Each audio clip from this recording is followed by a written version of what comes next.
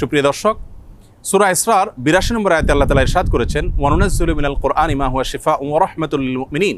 যার অর্থ হলো, আমি কোরআনে কারীমের এমন সব আয়াতসমূহ, সূরাসমূহ নাজিল করি যার মাঝে রয়েছে ঈমানদারদের জন্য আরোগ্য লাভের মাধ্যম এবং তাদের জন্য রহমত তথা আল্লাহর পক্ষ থেকে করুণা। এই আয়াতের ব্যাখ্যা মুফাসসিরদের অনেকেই বলেছেন, এখানে আল্লাহ রাব্বুল আলামিন আত্মিক রোগসমূহ থেকে আরোগ্য লাভের মাধ্যমের কথা বুঝিয়েছেন, অর্থাৎ কোরআনের প্রেসক্রিপশনকে অনুসরণ করার মাধ্যমে মানুষ প্রকৃত মানুষে পরিণত হয়, মানবীয় গুণাবলী অর্জন করে মানুষ আল্লাহর রাব্বুল আলামিনের প্রিয় পাত্রে পরিণত হয়।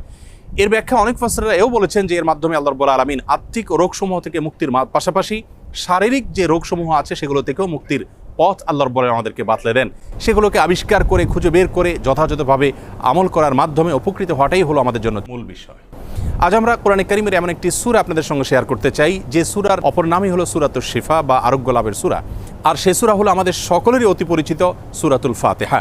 সহিহ বুখারীতে আবু সাঈদ খুদরী রাদিয়াল্লাহু আনহু থেকে একটি হাদিস বর্ণিত হয়েছে, যে হাদিসের মাধ্যমে বোঝা যায় যে সাহাবা ইকরাম সূরাতুল ফাতিহার মাধ্যমে চিকিৎসা গ্রহণ করেছেন এবং অলৌকিকভাবে, বিস্ময়করভাবে কঠিন এবং দুরারোগ্য সমস্যা থেকে তারা মুক্তি লাভ করেছেন।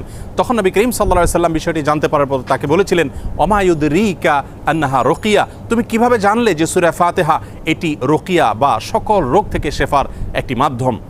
এজন্য এই সূরা সম্পর্কে উলামায়ে কেরাম বলে থাকেন যে সূরা ফাতিহার মাধ্যমে যে কোনো রোগ বালাই থেকে, যে কোনো বিপদ আপদ থেকে, যে কোনো অসুখ বিসুখ থেকে মুক্তি লাভের মাধ্যম হিসাবে আমরা এটিকে ব্যবহার করতে পারি।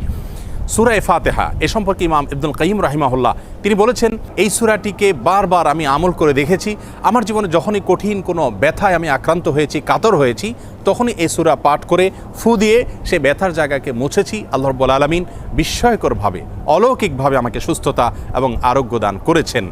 আমি ব্যক্তিগতভাবে আমার কথা বলতে পারি যে আমার বাসায়, পরিবারে আমার বাচ্চাদের যখন কোনো অসুখ বিসুখ হয়েছে, কখনো কোনো সমস্যা দেখা দিয়েছে, তৎক্ষণাৎ আমি সূরা ফাতিহা পাঠ করে তাদেরকে ফু দিয়েছি, তাদের শরীরে মুছেছি এবং সঙ্গে সঙ্গে আল্লাহ রাব্বুল আলামিন বিস্ময়করভাবে আমাকে উপকারিতা দিয়েছেন।